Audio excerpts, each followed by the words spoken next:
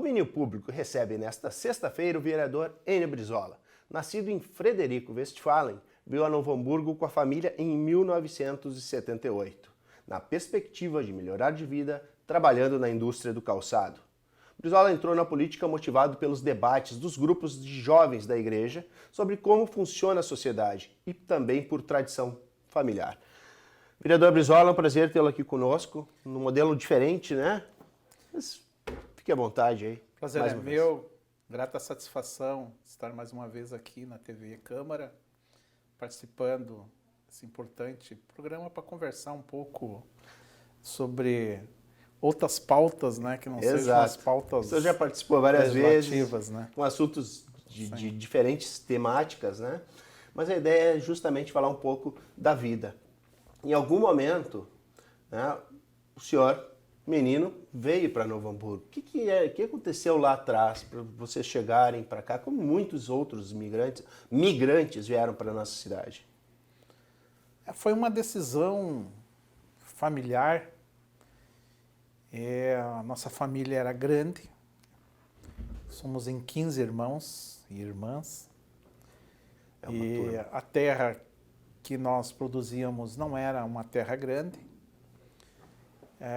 Havia toda uma desproteção à agricultura familiar, então tinha anos que se conseguia produzir, tinha anos que se perdia com as estiagens, com excesso de chuvas. Não existia seguro agrícola e era também uma cultura de subsistência.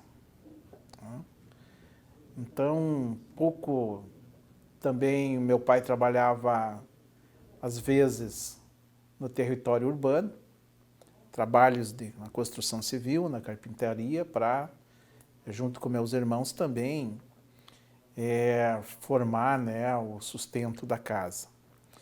Mas a questão do chamamento, do apelo que Novo Hamburgo e região estava fazendo na época para virem famílias do interior, porque aqui os jovens teriam empregos, os idosos teriam emprego, todo mundo teria empregos. E realmente tinha, né? E realmente tinha, né? Eu ingressei na indústria de calçados com 13 anos de idade. Então trabalhava durante o dia, estudava à noite aqui no Polivalente, no Ignácio Plang, aqui na Vila Kuntes. Moramos inicialmente na Vila Kremer, quando chegamos, no bairro São Jorge.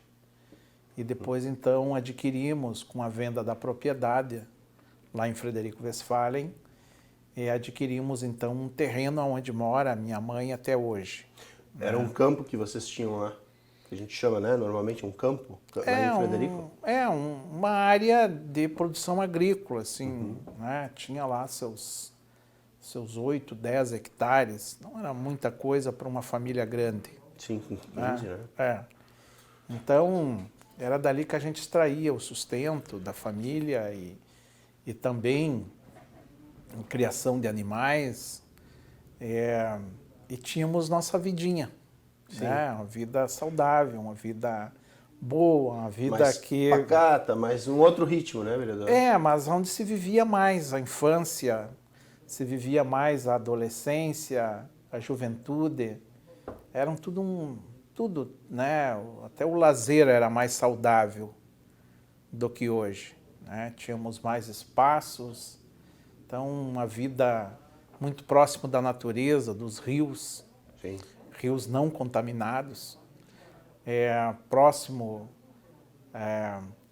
também a uma vida onde os alimentos na época não eram carregados de venenos como são hoje. De agrotóxicos. De agrotóxicos. Querem dar uma mudadinha de nome para ficar mais bonito. Então toda essa contaminação que gera doenças hoje, eram mais, as pessoas inclusive tinham uma vida... os idosos, eles viviam mais e melhor, né? Assim, do que vive hoje, a condição urbana, a vida agitada, estressante, né? Então, que produz mais doenças de saúde mental. enfim, na verdade eu sou mais rural do que urbano. Sim. Eu me identifico mais com o rural, né? Então viemos, toda a família se empregou na época. Aqui, né? na indústria. Na indústria do calçado. Logo, então, tivemos a oportunidade de conhecer um pouco mais sobre como que funciona a sociedade, um debate construído com os irmãos maristas, na comunidade eclesial de base, na discussão dos grupos de jovens. Foi o que me despertou, então, para o início, né? O Partido dos Trabalhadores estava sendo fundado, a ditadura militar acabando, né? Claro que a gente reunia, mas ainda tinha um certo... Sim, receio. Receio, né? Tinha um certo medo, um certo tempo.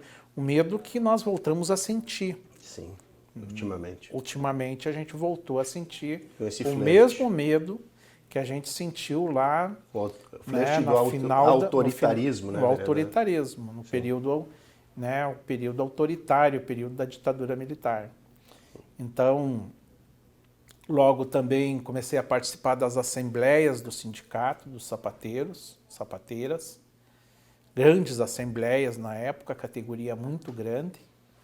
Então já se percebia ali a necessidade da mobilização, porque o povo estava vindo de fora, estava indo morar em condições de subhabitações. Que idade você tinha na época? Quando eu comecei a frequentar o sindicato, eu tinha 15 anos. Pois eu quero retomar a sua infância lá em Frederico. Porque o senhor chegou aqui com 13 anos. Mas... Na verdade, eu cheguei com 12. 12. Né? Como o juiz não autorizou trabalhar com 12, só com 13. Sim. Tinha uma grande diferença. Sim, eu comecei a trabalhar com 14 anos. Sim. Também não, mas já começaram, daí foram restringindo até, sei lá, hoje não pode, né? Não sei. Mas, vereador, por que eu quero retomar isso? Porque hoje o senhor tem toda uma bagagem cultural e um conhecimento crítico da sociedade, que se formou no decorrer do tempo. Então, hoje o senhor olha para o passado e consegue enxergar as questões da agricultura familiar, as questões da subsistência, quer dizer, toda uma história. Mas, com 12 anos, antes de vocês receberem essa ideia, quando chegaram lá, provavelmente foi caminhões, essas coisas que faziam, né, convidar as famílias.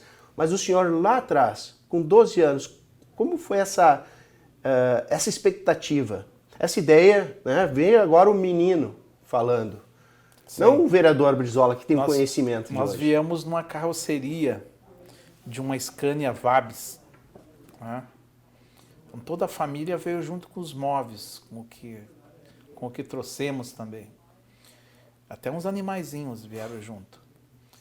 E foi um choque social muito grande. O menino, o que o menino sentiu isso? Nós sentíamos medo, né? Foi porque uma cidade grande. E o senhor saiu dos seus amigos também? Falta de amigos, uma ausência de amigos, né? As pessoas aqui tinham outros hábitos que não os nossos lá de fora. Afinal, é uma cidade industrial, né? Outro sotaque, né? Sim. Um outro sotaque, né? Carregado com E. E sem as mesmas, né? A programação, né? Os primeiros meses me deu muita vontade de voltar embora. Né? Aquela agitação, essa vida agitada, pessoas madrugando na rua, caminhando para o emprego. As sirenes. Sirenes das fábricas, né? Toda aquela agitação. Ônibus. Ônibus. Nunca tinha andado de ônibus assim, né? Urbano. Então, para nós tudo era muito novo, né? Então, até adquirir o hábito da cidade, do urbano, levou um tempo. O que nos ajudou foi que nós encontramos muitas pessoas conterrâneas. Isso nos ajudou muito. Famílias que eram da mesma região, da mesma cidade. Que a região é muito grande. Vizinhos, Frederico saiu de Palmeira das Missões, né? Não, ele foi fundado diretamente. Diretamente, mas é naquela região, né? Logo depois de Palmeira das Missões. Bastante, tem muita gente ali, sim, né? então ali vem... o Palmeira das Missões era um território muito grande, então que foi fracionado em vários municípios pequenos, de 3 mil, 5 mil. Numa época que... Eu não sou muito favorável, né, à criação de muitos municípios pequenos, porque o que arrecada não cobre, né, a estrutura. Então... Essas famílias que estavam então aqui... isso nos ajudou, inclusive na escola, inclusive na fábrica, né, pessoas que tinham a mesma identidade, se ajuntavam no final de semana, se encontravam, iam para os campos de futebol, começamos a conviver mais, assim, a se encontrar na igreja, né, a se encontrar, e descobrimos o rio aqui também, então no final de semana nós íamos muito. Naquela época dava para tomar banho no Rio dos Sinos? Ainda dava. Ainda dava. Sim. Apesar de já ter começado a perceber a coloração dos arroios. Em função dos curtumes. Porque você pensa bem, o arroio Luiz Rau, ele tem 18 quilômetros de extensão. Durante esse trajeto, vários curtumes faziam, né, os tratamentos do couro. Na época não tinha muito tratamento, viu? Do couro? Não. Não, o efluente que saía do curtume ia direto. Sim. Eu tinha muita norma. Com o resíduo do tratamento do couro ia direto para... O cromo ia direto para os arroios que era transportado, só que, como existia uma ignorância, né, em relação ao assunto, isso só foi pautado mais tarde, assim, que a cidade queria era produzir. Então era esse arroio Luiz Rau, o arroio Pampa e todos os arroios da cidade tinham uma coloração de manhã vermelho, de tarde preta, né? Quando chovia, então as empresas que já tinham algum tratamento largavam, despejavam seus... Né? E isso foi produzindo uma matança dos peixes, uma matança do rio. E do próprio meio ambiente, aquelas vegetações uma degradação da mata de várzea, né? Enfim, E também aqui as ocupações de áreas de preservação, como é a Kipling, como é a Getúlio, como é a Vila Palmeira, como são várias vilas de proteção ambiental que foram ocupadas para habitação e que foram todas drenadas, todas aterradas com resto de couro, com resíduo de couro. Se fazer escavação aí para o lado de Canudos em alguns pontos, nós vamos encontrar muito resíduo da muito indústria. chorume de couro ainda, né? Da indústria. Muito resíduo de cromo. Né? Isso está no solo, vamos conviver com isso há muitos anos. Então, a cidade se desenvolveu de uma forma muito, né, desordenada, degradando o meio ambiente, sem uma proteção. As pessoas que vinham de fora não tinham, né, aonde se instalavam então nessas... Porque eles só faziam um convite, mas não, tipo, venham que aqui e os municípios transportaram muita gente para cá. Tem municípios como Frederico Westphalen que tinha uma subhabitação muito grande na entrada da sua cidade que limpou. Né? Aproveitou e mandou todo mundo que tinha vontade de vir embora. É a tal da gentrificação. Transferiu. Sim, transferiu. Transferiu, né?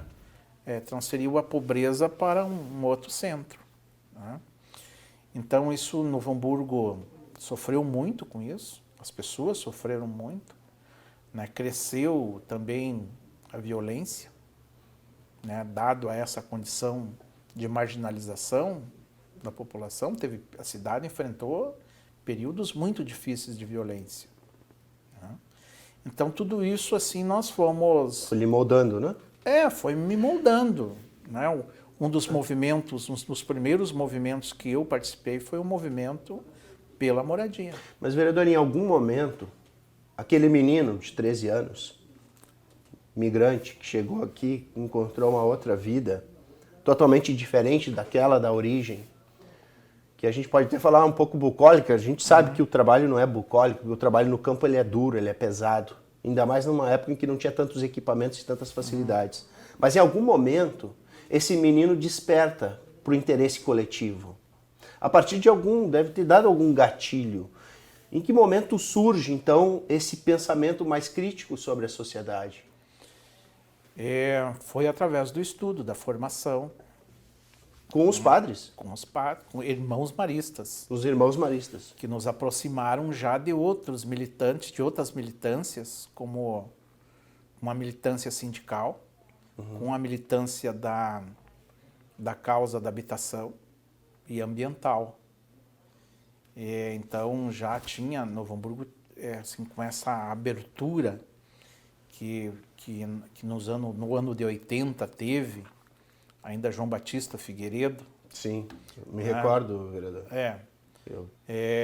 Então ali a gente já começou a militar. Veja bem que uma das primeiras greves aqui na categoria, na cidade, uma das greves mais expressivas, foi logo ali em 83, onde a cidade, né, um ano antes da reabertura. Né, que a cidade parou. Então ainda tinha uma forte repressão policial e eu participei de tudo aquilo ali ao vivo e a cores. Aquele enfrentamento. Um jovem enfrentando a cavalaria. Né, enfrentando, né, ali que nós vimos tudo aquilo, né, que a teoria nos falava na vida real. Né, e foi o nosso, o encontro, foi a nossa prova de fogo. Aí o senhor enxergou as divisões de classe. Isso. A subjugação, né, o exército, o exército vimos na cidade, né, e aí nós vimos de que lado, né, se posta essas forças. Sim. Né, e o senhor escolheu o seu lado. Então. E a gente escolheu o lado do proletariado, o lado dos trabalhadores. Que é onde está a sua origem. Que é onde está a minha origem, né, que é onde a gente não pode negar as origens da gente e a classe. E dentro dessa luta de classes eu me situei na minha. Né? Então nós, em 86, dado esta militância, eu fui convidado a ser funcionário no Sindicato dos Trabalhadores na Indústria do Calçado. Nessa época já existia o PT? Nessa época já existia o PT. O PT ele começa a fundar em 79. Mas ainda, né, sem autorização legal, né? Então assim, 80 o PT se formaliza, se constitui. Em 82 eu me filiei ao PT. Mesmo durante o período da ditadura militar, já foi possível, já porque houve o ABC, o movimento sindical do ABC já nasce ali. Sim. Né? O PT nasce junto com o movimento sindical do ABC. Em 80 eu tinha 8 anos. O ABC, São Bernardo do Campo, né? Santo André, São Caetano. Então, o movimento sindical, então, teve uma assembleia com 113 líderes, né, nacionais que constituíram, então, o PT, porque se entendeu que a luta de classe precisava ter um partido. Os trabalhadores precisavam ter a sua representação, porque de nada adiantava lutar contra o sistema se nós tínhamos que votar em partido da burguesia. Sim, né? Que na época não existiam muitos partidos. É claro que o MDB cumpriu, né, historicamente, o MDB, né, cumpriu com... Era um movimento onde abrigava diversas vertentes, inclusive as vertentes do socialismo, as vertentes democratas, né? Então o PT nasce também se desgruda. Sim. Né? Porque eram os únicos partidos, existiam só dois, Arena e MDB, né? Sim. Foi o único que foi permitido, aceito, de certa forma. Então foi criado o Partido dos Trabalhadores, né? E eu, tudo isso muito jovem. Sim, desde 82. Né? Por exemplo, eu tinha... 40 anos, então, o senhor está eu tinha, afiliado. tinha 16 anos quando me filiei no PT. 40 anos no mesmo 40. partido. Não podia se filiar. Menores não tinham o direito de votar. O senhor sempre tentando Né? antecipar as etapas. E foi uma né? filiação interna. Sim, entendi. Né? Foi uma filiação interna, Sim, com 16 anos de idade. sim. Não só eu, mas um grupo de jovens grande que se filiou. Né? Com 16 Com anos, 16 o senhor anos. já tinha essa visão crítica. Inclusive, aqui... Hoje, o que um jovem faz com 16 anos, né? eu me preocupo bastante. Né? Eu tento... Desculpa, só foi um eu tento passar comentário. um pouco dessa história para o meu filho, porque além dele ler bastante, que a leitura ela tem que ser muito incentivada. Estimulada, assim. Não só leituras de livros científicos, enfim, né? didáticos, mas sim livros que relatam a história do Brasil. De pensamento crítico, né? Do vereador? pensamento que possa influenciar, né, a nossa juventude, as pessoas a terem um pensamento, uma análise crítica sobre as coisas, né?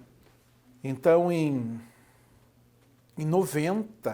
89, eu retomo. Na primeira eleição democrática?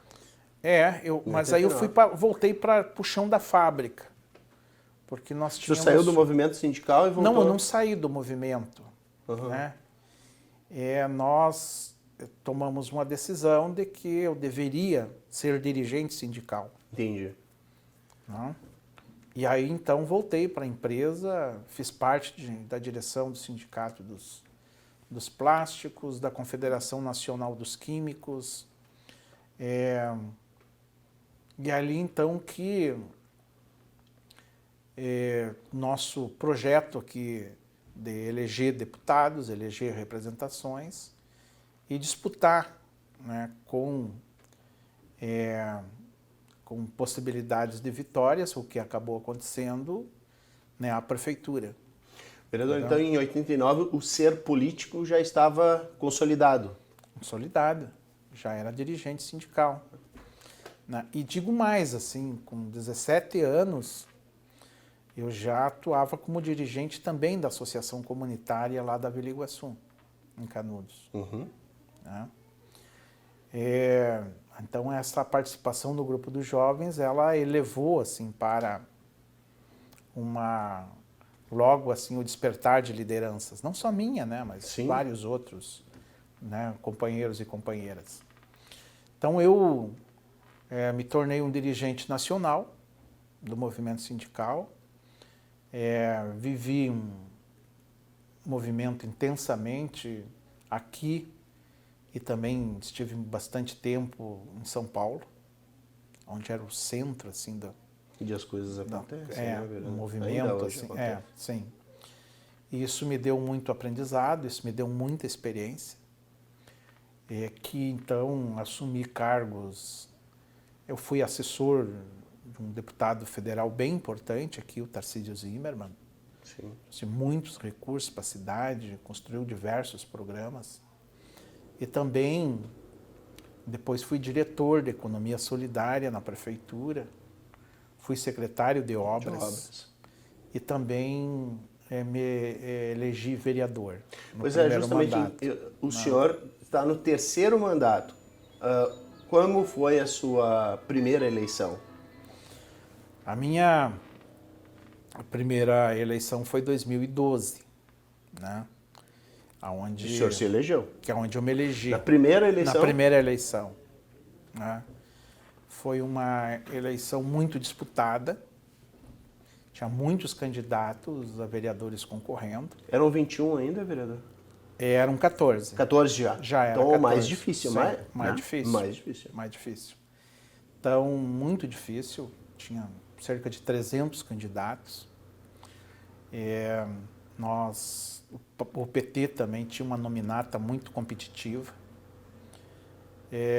E nós tivemos, então, com a força da militância, com o histórico, já a primeira vez, e uma campanha econômica, uma campanha de solidariedade Quantos muita vereadores foram solidariedade. eleitos pelo Partido dos Trabalhadores? Nós, na época, elegemos três vereadores do PT e mais 2 da coligação, que era um do PCdoB, o Roger Correia, e também o Vilmar.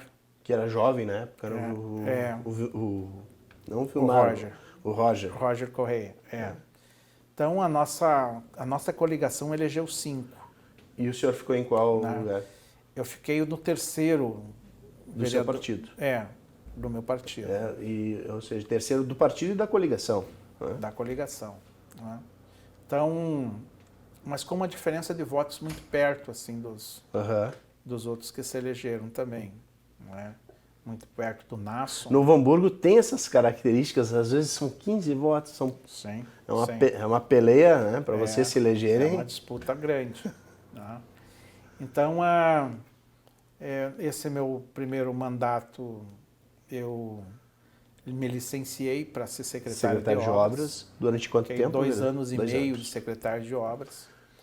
Foi um tempo de que uma cidade recebeu muitos eventos climáticos assim de grande porte. Sofremos muito com isso, impactou muito a cidade.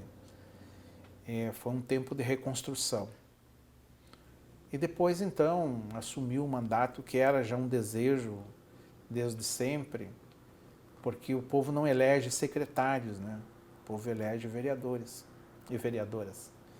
Então, tenho desde então pautado o meu mandato com os mesmos princípios que aprendi lá na juventude. 40 anos atrás. Com os mesmos princípios de trabalhar, de ter ética.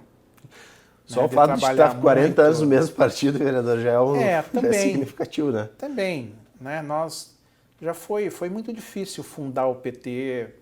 O PT foi muito perseguido. Depois ficou mais fácil. Teve um tempo que até foi moda ser do PT. Sim. Voltamos a ter períodos difíceis, né? Tivemos uma dura perseguição do judiciário, né? Do poder midiático, né? E hoje lideramos as pesquisas para a presidência da República.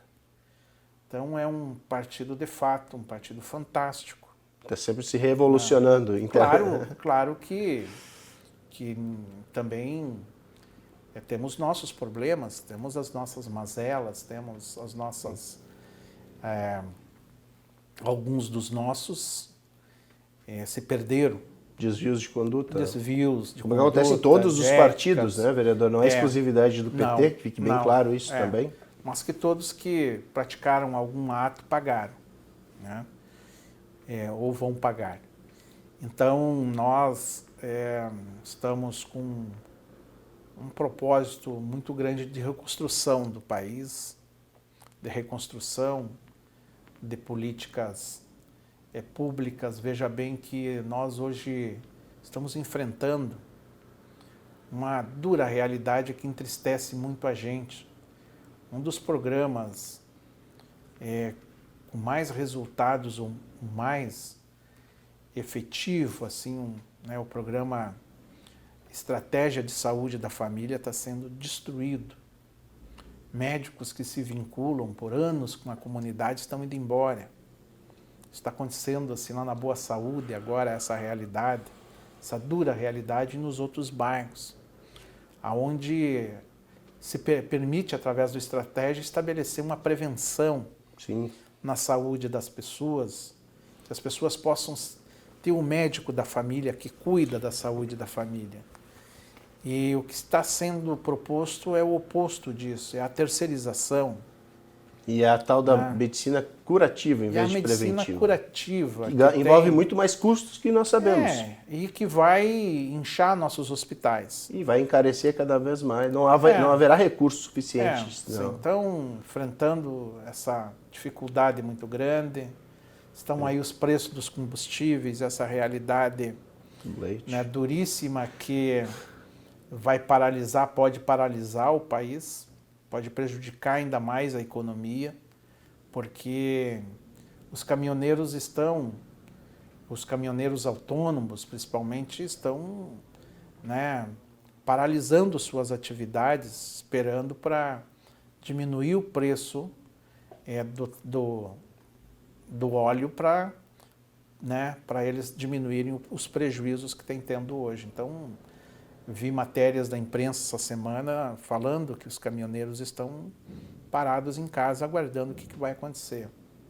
Então, toda essa insegurança alimentar que vive a população, nós somos 30 milhões de pessoas que estão passando fome, literalmente passando fome. E isso é muito, assim, é um cenário muito parecido com aquele cenário que quando nós viemos embora, em 78. É muito parecido. Muita gente, naquela época se falava carestia. Sim, vereador. Né? Assim, um cenário muito parecido com aquilo que a gente vivenciou. Então, assim, passa um filme na cabeça da gente, de jovens, de adolescentes que vieram trabalhar aqui, né? Que cresceram aqui, que constituíram famílias na cidade. Hoje eu pertenço a Novo Hamburgo. Não sou nascido aqui, mas pertenço aqui. Sim. A minha cidade do coração. Seu filho nasceu aqui? Meus filhos nasceram aqui. Então, desculpa, a minha cidade, né, o que a gente construiu aqui, né, trabalhando na cidade. Eu tenho muito amor pela minha cidade. Claro que a gente nunca esquece as raízes. Tenho irmãos lá em Frederico Westphalen, né? Tenho tios, tenho familiares. Alguns retornaram para a terrinha.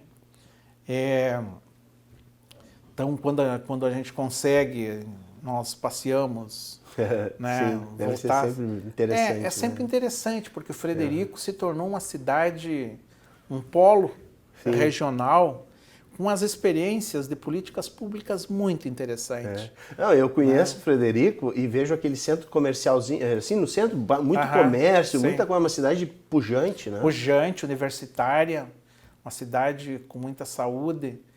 E agora, falando em saúde, a região conquistou a mobilização, porque lá eles têm muitos consórcios, eles se organizam, né, politicamente em consórcios. Os municípios se consorciam para atender demandas na área de saúde. Então, logo agora teremos a inauguração de um grande hospital regional federal, que vai cuidar, né, de demandas de alta complexidade da região. A região não havia nenhum... Não, era tudo Passo Fundo ou Porto Alegre. Né? Passo Fundo, Porto Alegre, Santa Maria. Que bacana, que importante isso. Sim, então um investimento de 32 milhões que se iniciou lá no governo da Dilma ainda e está sendo concluído agora, está sendo equipado e a população lá logo então vai poder usufruir desta grande conquista. Então, isso são experiências de lá que a gente vem, inclusive, falando aqui, para se espelhar lá nesse modelo. E consorciar aqui também. Consorciar aqui, por exemplo, que a gente não enxergue só o nosso umbigo. Sim. Né? É claro que a nossa cabeça ela pensa mais aonde os pés pisam, né?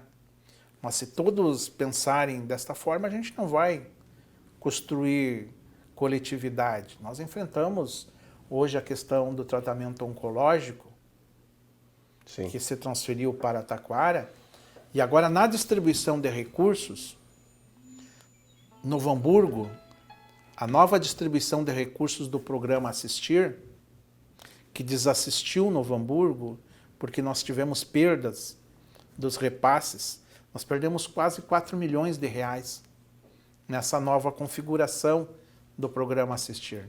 E sabe quanto ganhou Taquara? 6 milhões. Para ampliação de 60 leitos e também a emergência do mesmo hospital que está abrigando a oncologia hoje. Né? Então, qual é a força política que nós conseguimos mobilizar nesse sentido? Né? Sim. Então, nós não conseguimos se mobilizar como outras regiões do estado se mobilizam. Sim. Né? E esse sistema de consórcio, casualmente eu conheço, né? Eu trabalhei muito com médicos, e ele funciona. Funciona no interior, mas por que não funciona na região metropolitana? Porque é isso, porque tem muita dificuldade dos atuais quadros, das atuais lideranças políticas nossas, terem uma visão.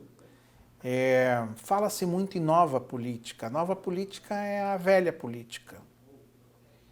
Porque quando a gente não consegue trabalhar assim num ambiente republicano de construção, né, de produção, né, em favor das cidades, acontece o que acontece hoje.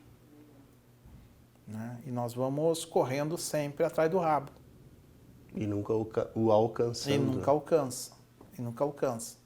Então, nós, enquanto tivermos ainda a incapacidade, né, de produzir movimentos políticos coletivos, nós vamos perder muito. Vereador, nosso programa está se encaminhando, né? Infelizmente, a gente pode conversar durante muito mais tempo, temos assunto para isso, mas deixo agora o espaço para suas considerações finais. Tem uma história que cada um escreve. Cada um de nós tem uma história que... e a minha história, ela não é uma história única. Ela é uma história de milhares de jovens que vieram da região do Alto Uruguai, do Médio Alto Uruguai, e que vieram das missões para cá. Muitos são sapateiros até hoje, muitos são metalúrgicos, né? Alguns já aposentados. Então, é uma história que ela precisa ser contada porque ela está incorporada diretamente, né, à forma de desenvolvimento de Novo Hamburgo.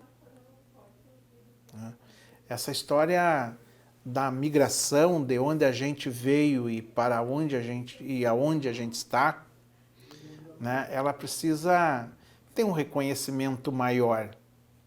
E esse reconhecimento ele é através de construções de políticas públicas que possam melhorar a vida dessas pessoas que tanto trabalharam para o enriquecimento da nossa cidade. Né? Eu sou muito grato pelo acolhimento que Novo Hamburgo nos deu, mas também reconheço que o esforço das pessoas que vieram de fora foi gigante. Importante. Né? Para o crescimento, o fortalecimento da nossa indústria. Hoje falta mão de obra, mas não tem mais agricultores também Disponíveis. da agricultura familiar para vir para cá. O êxodo rural está... Né?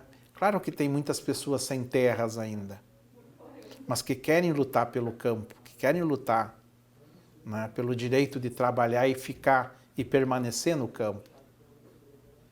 Né? Então, a gente precisa olhar o passado para direcionar, né, nossas energias para um futuro melhor para todas as populações. Não é isso? É verdade. Então, grato pela participação aqui, sempre disposto a contribuir com ideias, com experiências e aprender também, porque a vida é isso. Exato. A vida é, né, nós estamos permanentemente ensinando e aprendendo. Obrigado, vereador. Obrigado eu.